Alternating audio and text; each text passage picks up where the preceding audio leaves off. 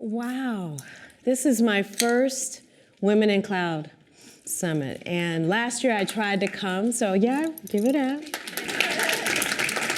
Last year I tried to come to just support Gretchen O'Hara. I was new to the organization. I knew Gretchen had put a lot of work into this organization, and to know anything about me is to know I'm incredibly passionate about supporting other women in business and to make sure I support the things that are important to them. And so I knew Gretchen had put a lot into this event, and I tried to get here last year. I just wanted to be in the audience. And I got snowed in. And so I was so frustrated, and I wasn't able to attend. And then we were planning for this year, and they said, no, by the way, you're presenting. And then, oh, by the way, you need to meet with these people. And oh, by the way, you're going to do a round table as well. So I am incredibly grateful that you guys chose to spend the afternoon with me. I am so excited to see so many familiar faces out there. Thank you. For some of you were going to leave and you decided to stay. But I think today is going to be an important conversation that we need to have. But I think it's also important for me to anchor on my why. Why is it that I choose to talk about how the best leaders create inclusive cultures? Well, it all started with the fact that I was a really ambitious kid. I knew from a very early age that I wanted to be a leader. I didn't know what I was going to be a manager of. I just knew I needed to be the boss. Because I didn't want anybody to boss me around. But it's been interesting on my leadership journey because one of the things that I've discovered as I've gone on this leadership journey is the reason I really wanted to go into leadership is because I cared so much about people and their success. And that's the first thing that I learned about leadership is the importance of making sure that you know it has nothing to do with you. But it has everything to do with the people that you get the opportunity to serve every single day. But then I got an opportunity to get out here in leadership and had to accept the cruel reality that not everyone would embrace you. And I also recognize that it's tough sometimes when you work for leaders that only think about the things that are important to them and they don't invest time in you. But I also have been the beneficiary of when I decided to focus on the people, how gratifying it felt to see their faces and to receive the feedback at the end of the day. And I became committed because I also recognize we've got 4, in some industries, 5 different generations in the workplace, and everybody has a story. Everybody comes with baggage. Everybody comes with stuff. And when they show up to work, we all have to assume positive intent. And our job as leaders is to figure out how we bring out the best in our people to help us accomplish our goals. So what I decided to do was to become a student of how to be inclusive, because we spend a lot of time talking about diversity. And let me tell you, I'm grateful for the progress that we have made, but we all acknowledge we have more progress to make. But the hardcore truth is we can have the numbers in diversity, but if we don't create environments where people feel like they can be their authentic selves, and to really feel like we see them and we hear them and value them, they're not going to stay. That's why those numbers continue to go up and down and up and down. And we're having to deal with attrition so much that we're always on, trying to keep this always on recruiting machine. And I recognize that if someone gets the opportunity to work with me, I want to create an experience for them that makes them want to stay. And if they stay, I want to make sure they grow. And I was just talking to Ashley, wherever she is in the room. We were talking over dinner last night, and I said, and I'm going to make sure that when the right opportunity comes along, I give you your wings so you can fly. I'm not going to hold on to you to be selfish. Because as you rise, didn't someone just say that? We've got to lift others. And that's our responsibility. So let's jump right in. I'm going to set a foundation for you. We're going to do a quick reflection exercise. And then I'm going to share some best practices with you. And no need to take pictures of the best practices because I have a surprise for you at the end. I'm going to give them to you, okay? So I just would like to ask all of you if you would allow yourself to be present, allow yourself to be vulnerable, because there will be aspects where I'll ask you to be vulnerable a little bit. And I also would like for you to just consider doing something a little bit different. And if you just walk away from this session with one thing you would do different, I would feel progress has been made. But I had one intention for this because I am very clear before I get up and talk to any audience. It's important for me to declare my intention. And my intention is I am really trying to be a culture change agent. We have got to change the culture in which we're cultivating leaders today. And we have to understand that with all of these generations in the workplace, we have to make sure we're rooted, deeply rooted in a level of empathy and understanding of others, so that we are able to reach people to help them understand where we need to go. So my intention today is to just create exposure, understanding, and at least have you walk away with one thing. Fair enough? All right, so let's take a look at just the reality. You guys have heard it throughout the day. You look at the number of companies out there that are in the top tritile of success, the ones that are doing the best. Do you know most of those companies, 35%, is because of the diversity within the organization? Whenever you have diversity within the organization and you nurture that talent, the organization will be more successful. A lot of people struggle with that, though, because they can't understand why. I can, and you will at the end of this session. It's because when you invest in people and you allow people to be their authentic selves, they are committed to what you're working towards, and you create the space to allow them to be the best version of themselves. Watch that group of people become a super committed group of people. You tell them what you need them to do, and they will take that hill every single time on your behalf because they're committed to you because they know you believe in them. You have to remember that.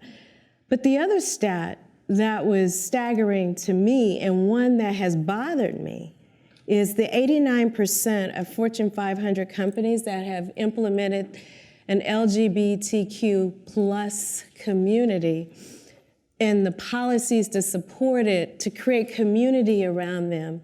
That's a beautiful thing, but so many of them still are living in a covering, not willing to share that part of their life in fear of judgment. Because at the root of all of this is judgment. And wondering if it's going to impede your ability to be successful. It's also at the root of all of this is, will they accept me? And don't we all just want to belong somewhere? And they just talked about that in the morning session for those of you that were in McKinley. You know, he suggested that everyone wants to belong, everyone wants to know they matter and that they're adding value, and ultimately, everyone wants to be loved. When you think about diversity, inclusion, and belonging, I've already told you why inclusion is so important to me, because we keep losing the people that are coming in our organization that are diverse. And I've had the good fortune of talking to a lot of them. And it's rooted in they don't feel valued. They don't feel like anyone really cares about them. They feel like they're just a person, they hit their metric, and now they have to conform to whatever the team is like, and no one's embracing them for their differences and who they are. But if we do these three things, create the space, what does that look like? Well, to me, what that means is sometimes in meetings, we have those individuals that are more outspoken than others. I say they talk too much, and they like to hear themselves talk. We all know them. They just go on and on and on, and then you can't even get a freaking word in edgewise, and you're just looking for that moment, like, can I get in here? You know? But as leaders, we've got to say, you know what? We've heard from everybody. Let's create some space here. Those that are more quiet. If you want an opportunity to weigh in, let me give you this time now. It's our job as leaders to do that. We can't expect our employees to do that. You are in control of the meeting, so you got to create the space. Secondly, nurture empathy. This is a tough one. We all think today in the world, growth mindset, everybody cares, everybody has empathy. I have to tell you, this empathy thing is tough for most people because you're saying that you really are trying to put yourself in the other person's shoes to try to understand where they've come from. And the truth of the matter is, as I've said, everybody has something they bring with them. Someone who seems to be kind of quiet or down and doesn't talk in meetings, don't just assume they have no value to add and they're too quiet. How do you know they don't have anxiety issues? They might actually be on medication for it. And so whenever they're in situations where they have to speak up, it just makes them nervous. So instead of putting them on the spot, how about when you have your next one-on-one with them, you ask the question, what can I do to create the space for you to feel comfortable sharing? I did do that once, and I was told, if you could give me the content ahead of time, give me time to process it, then when I go into the meeting, I will actually feel more comfortable sharing because I would have had time to process the information.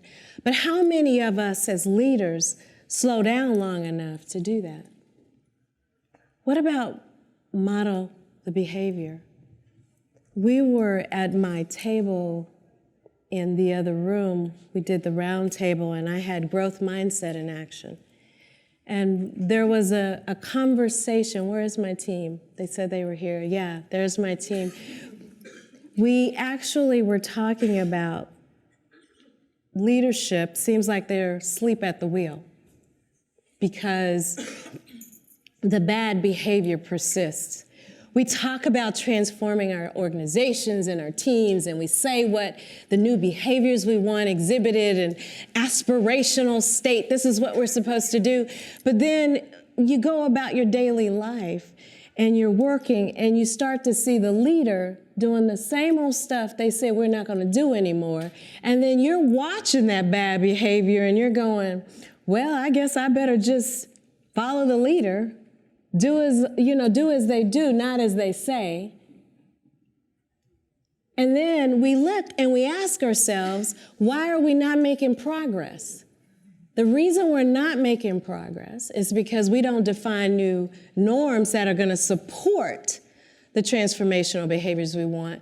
But the part we talked about at our table is, well, guess what? Because I'm a firm believer in this, there has to be some accountability too. We also have to say, well, what are going to be the consequences too when we start to see people are not following the behaviors we say we want? We've got to have courage to do that. But it's our responsibility as leaders to model the behavior. I'm going to say that again. It's our responsibility to model the behavior. Because your people will hear you, but they are going to follow what you do.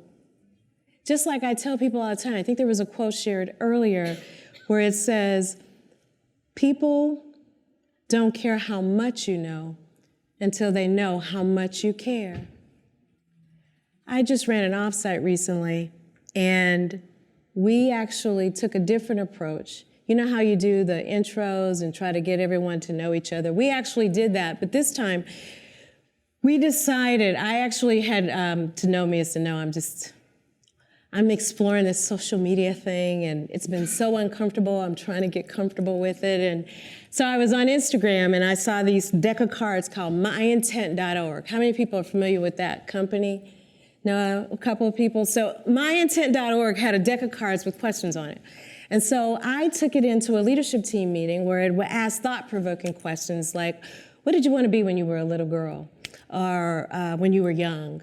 Tell me what you're afraid of. So it was just deep questions that allow you to go deeper. So I actually took my organization, I had them introduce themselves, and we gave them all a different card.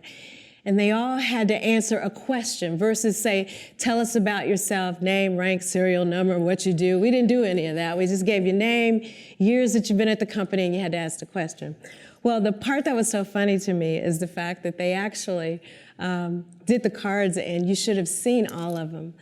The way they leaned in, nobody had their lids up on their laptops. They were all just really engaged. And you know what I was told at the end of that? They said, thank you for taking the time to allow us to get to know each other, because now we'll be more effective working together. Remember that. That one little small act changed everything. I also want you guys to be aware of tackling unconscious bias. We all have conscious and unconscious bias, but this little booger bear right here, this one will catch up with you. And we don't have a ton of time and space, so I'm not gonna drain this, but I will hit on a couple that I think is so important for you to know. One is, how many of you out here, I know I do, have triggers? And you know when you're with certain people and if something rises up inside of you and you just want to jump, you know what I mean? You kind of like want to cut them off and you don't even want to hear what they have to say. How many by a show of hands? Okay, I'm going to do it too and hold my head down. I am not perfect at all. I got those triggers too. I want you to pause for a second and just assume that something's at work there. The first question I'm going to ask you is, what judgment are you making in that moment about that individual or that situation? A judgment has been formed. You know how I know that? Because something rose up inside you and you were ready to defend or you were ready to jump. So the first thing I want you to do is to assume positive intent. And then when you catch that thing roaring up inside you, I want you to just try to stuff it back down and say, no, let me stop. Let me first seek to understand. That means I got to ask more questions and stay curious a little bit longer. Okay? Just pause. Try to calm down that little monster inside all of us. Because something there, and I guarantee you it's probably something that will fall under unconscious bias. So just catch it. And the other thing I will say here is I'm a mother of a son on the spectrum. And so it's made me a little more empathetic to adults on the spectrum. And there are a lot of adults in the workplace that are covering that part of them. They don't want to be found out. But I know the behaviors because I get to live with it every day. So I would also ask all of you as leaders to pause when you see things that are a little bit weird and slow down and ask questions to seek to understand what support people need and to understand that out here we're all doing the best we can and everybody has stuff. And as leaders, it's our responsibility to make sure we meet people where they're at. Understand what they need to help them to get to where we need them to go. But remember, it's not about us as leaders. Now, I'm going to have you guys do a quick reflection, and I'm looking at the time, and I want to give y'all some really good tips as well. But I have to share a story because I committed to my group I would share this story. I don't care where you are in leadership. I don't care where you are on your career journey in this room. You will have situations that you're going to run up against that you still are faced with the judgment, dismissal, frustration, all of that. And I had it recently.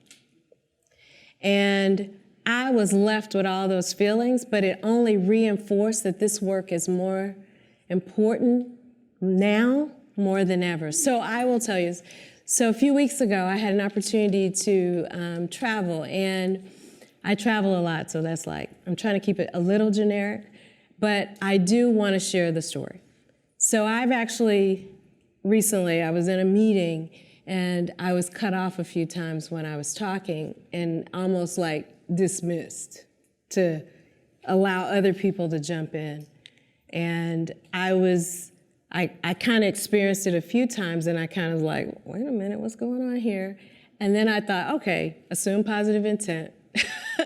And then I kept going, and then what I also began to notice is then I started feeling like I was getting singled out and being called on the hot seat.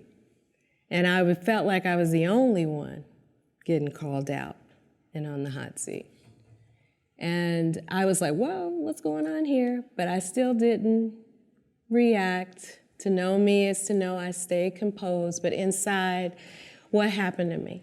That little girl inside me that fought for all those years to find her voice, to find that confidence,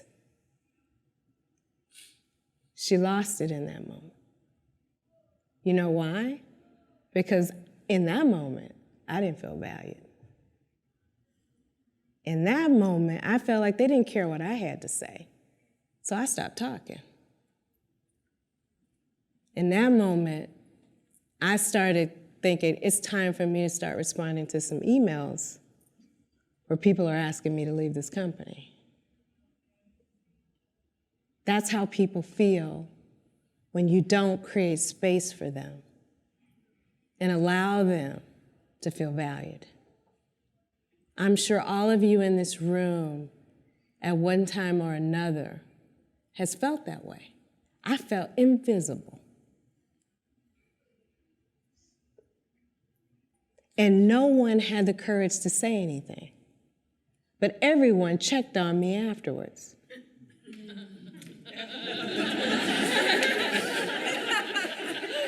I wanted to say, where were you in the room when you saw it was happening? Why didn't you call an audible to stop it? We gotta have courage to stand up for those that all of a sudden lost their voice. We've gotta have courage for ourselves to speak up when people mistreat us. Remember that. That's something so raw for me because it just tells me it's still happening. And no matter how high up you get, you're gonna be faced with some form of it. And we've gotta be willing to support one another to stop this behavior. Because guess what? That younger generation, they know their value. They're not gonna put up with that stuff. You know why? Because we were the trailblazers for them. They've seen us be successful, so they know their value, they know their worth. They're not gonna put up with that. You know what they're gonna do? They're gonna quit and go work for somebody else. But guess what? Those are our employees now. So if we don't get this inclusive thing right, you're not gonna be able to keep any employees. And you've gotta remember as leaders, it's not about you. It's about helping those people be successful and helping your company reach their goals. And without your people, you can't reach those goals. Because of time, I'm gonna jump right into best practices for you guys so you can hear some examples. There's quite a few of them, and I will never be able to go through them all, but I'm gonna give you all of them. And I'm also gonna encourage you guys to share some additional ones with me. On this one, ensure every voice is heard. I've already given you one way to do it. I said stop and just create the space and say those that want to weigh in that haven't weighed in, give them an opportunity to do it. The second one was think tanks. I am a big fan of think tanks because as leaders, we feel like we have to solve every problem. We don't. All we have to do is bring together bright minds from different parts of the business, bring them together, give them a problem to solve, and please get out the room. You know why I say get out the room? Because as leaders, sometimes we go in and we kind of lead the witness in the direction we want them to go. You and I were just talking about the power in it. It's powerful. Give them a problem, don't tell them the answer, let them come up with a set of recommendations, and you know what your commitment is? Just pick one of them to demonstrate that their voices, they were valued and you heard them, okay? So let's go on to the next one. Generate energy. On here, the one that I'll share with you guys is really around the virtual happy hours. I saw this one in practice. So in virtual meetings, people always some use videos, some don't. Make videos a requirement, especially if you have the technology to support it. I don't care what you have on, create an environment where you turn on the videos and make it okay, no judgment zone. I don't care what you got on, just I want to see your face so you can connect. But the virtual happy hour is you can actually set a time, tell them bring a cocktail of their choice, a mocktail of their choice, and then y'all gonna come together at a certain time and just have conversation about whatever. You create the topic, everybody's got a cocktail, you can provide a theme. I've seen people do it around holiday, ugliest hat, craziest cup, do whatever, just to create that community. And I think you're gonna find people really, really like that, okay? But there's some other fun stuff on there, but I don't have the time to go into all of them. Around employee engagement and hiring, which ones would I say here that I would focus on? Oh, I'll share this one. Just because emails. I love to randomly send people emails or leave them voicemails just because. Just because I really appreciate the fact that you went the extra mile to take care of this problem. And I received feedback that you did such a phenomenal job that I just wanted to take a moment to say thank you. Or just because I was thinking about you. I remember you were telling me you were having a tough time at home, and I just want you to know I'm here for you. I just did this yesterday, had someone return from maternity leave, and she's trying to figure out that work-life balance thing. And I said to her, hey, just checking in. How you doing? I want you to know being a mom can be tough sometimes, trying to balance work and life. Let's stop trying to balance it and let's just try to strike some harmony. And I want you to know I'm here if you need anything. Just because. That's what a just because is. Just do it because. And then people will say, wow, I got an email, or man, that sure made my day. Meetings, I think the biggest thing on here I'll share with you guys is active meetings.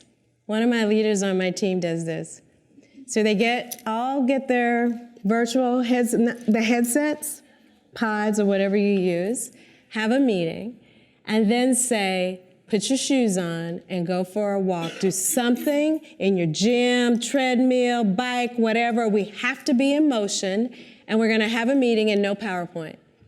They're called active meetings.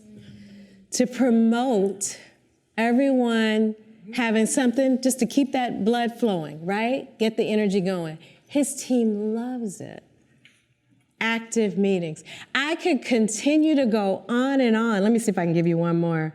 You want two more? Okay, so one that, okay, whenever you're running a meeting, stop getting stuck on the agenda.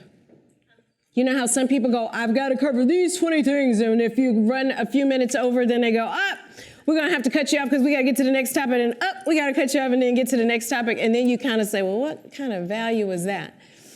Go with the energy in the room. If you see where people are really leaning in and they're paying attention and they're really getting value from it, be agile enough as a leader to just pause and let that energy flow and let them get the value from it, and then let it go on a little bit longer, and then be willing to take some topics off the agenda and take it into another meeting. I see some thumbs up on that one. Instead of trying to cover so much in a meeting. And then what that does for them, and I got feedback on this actually because I did it. I was surprised because they put it in writing as feedback. Thank you for not rushing us. We all felt like we were able to get our questions out and you cared. The small things. You said one more? One more. Okay, start a meeting with 3 positives. So one leader told me on my team, she said, you know what? I felt like our team was so negative. They always felt like they were the victim. I wanted to make sure that they start off with something positive at the beginning of every meeting. And I said, so what did the positives sound like? It might have been just thanking someone on the team for supporting them, but I just wanted to start every meeting with 3 positives. And I said, wow, that's a wonderful way to set a tone for a meeting before you immediately start jumping into all the problems that we need to solve. What do you guys think of that? You like it? All right, so I know you want all those best practices, and I want to give you all those best practices. So there is a link that we are going to provide you so you can download it. And there's going to be a card handed to all of you guys so you can actually get the content so you don't have to take pictures. But I'd like to pause for a moment before I let you guys go. And I am going to say, before I do anything, did everybody learn at least one thing? Did I accomplish my goal? Did I accomplish my goal? So now I have a plea. I have been here with you guys for just one day, and the stories that I've heard and the people that I've met has reinforced to me that we still have a long way to go making women feel like they belong. My ask of you is to role model the behavior we want to see. Don't just because you see a different behavior in front of you feel like you have to conform. I want you to feel like, you know what? Have enough courage to know you're doing the right thing and just do it. Create more opportunities for each other. When you see each other struggling, pause, and instead of judge, let's coach each other. Let's continue to mentor each other. Some of you are first generation corporate. Some of you have the formal training, some of you do not. But I also want to encourage those of you that just don't know, ask somebody for help. Just ask. But what I do know is we can't continue like this because all those efforts driving diversity to increase the numbers, if we don't create a space where people want to stay, we're just going to lose them. And all this great work you guys are doing will be for naught. You have had a day of a lot of learnings. People have poured into you today. Take it back. Be a culture change agent. Really show people that the diversity is important, but that inclusion and belonging is equally important if we want to see sustainable progress. I need you. The future generation needs you. Our kids needs us. Their kids needs us. But it's up to us to be that trailblazer. So by round of applause, who's going to join me in changing the landscape of the type of leaders that we have in the workplace today? By round of applause.